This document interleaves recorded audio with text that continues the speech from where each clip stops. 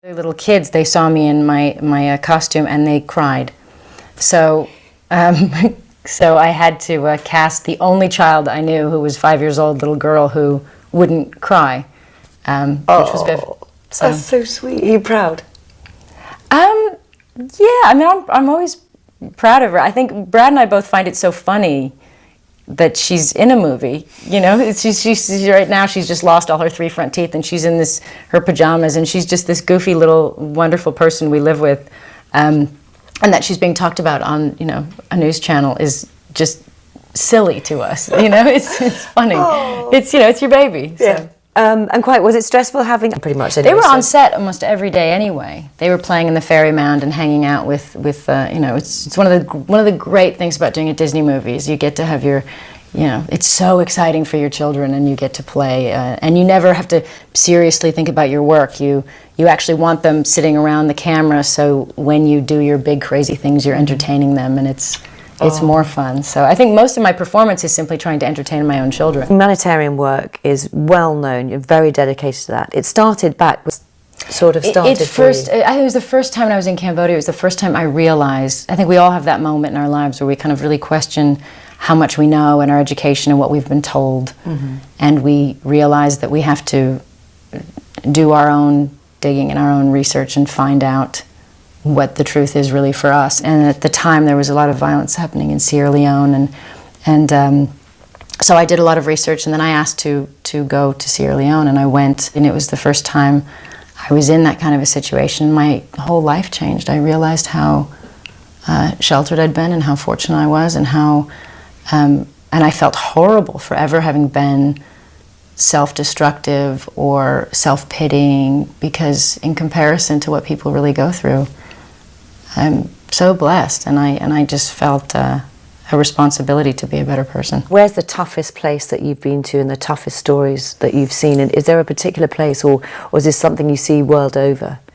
I think that's part of what is the hardest thing, is that you know, 12 years ago I started to visit refugee camps, and I had this thought of, we're going to help return people, and we're going to bring awareness, and we're going to help end wars, and we're going to, and the numbers have only grown, and then you have a crisis like Syria, that everybody, you know, you visit the border and there's 60,000 refugees, and then you go back and there's 1 million, and then you go back and there's 2.7 million, and now there's 9 million displaced, and you and the world's aware, and we seem just unable to help these people. When I visited refugees who've been twice or 3 times displaced, I visited Palestinian refugees in Syria, and then met them again. Same people. In Jordan.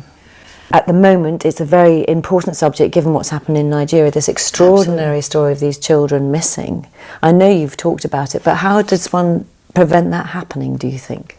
Well, I think part of the reason that this happens is these men believe that they can get away with it, because in the past they have. And I think you know, that they see women as disposable to them, that they can just, that they don't believe they have a right to education is a horror. And on top, but the you know, but to believe that you can take them as property and sexually assault them and sell them, and it's something from the dark ages. It is just so horrific, but it's not isolated to Nigeria. So people wouldn't take on the kind of responsibilities that you do. How do you do it, for starters? Because you've been directing a film, you've been acting in your film, you've got your children and your family. Is it sharing? Is it teamwork? What is it? What works for you? I'm not I'm so lucky that I have a job where I'm able to bring my children to work, and that I'm able to work a few months out of the year and do something like Maleficent, and the rest of the months I can travel. I have a very fortunate life and a partner that helps me, and the means to do so. You know, there are so many women out there that don't have a strong partner, that don't have financial means, that have to work 2 jobs. Like, I don't know how they do it with grace and strength. You know, my life is, you know, I just have to schedule things properly and make sure I don't get overwhelmed. But other than that, I'm very fortunate. Lots of people will want to know how you are health-wise. They'll be concerned about you. Are you well? Yes, that's very nice that they would be concerned. I'm very, very well. I feel very happy that I made the choice I made, and and I will follow up with the other surgery at some point, because my mother had breast and ovarian cancer. Yeah. And I'm very happy to have started, my life now is very much having, I meet so many women, we talk about these issues. And you've changed, I mean, so many people have done what must be a tough decision because of what you've done as well. Does that feel a weight on your shoulders to have inspired that or not? Or is that I received a letter the other day from a woman who said that she got checked and found out that she had it, and she'd already been through the surgery, and she's home and she's happy and she's with her kids. And if just for that letter, just for that one, that's very moving to me.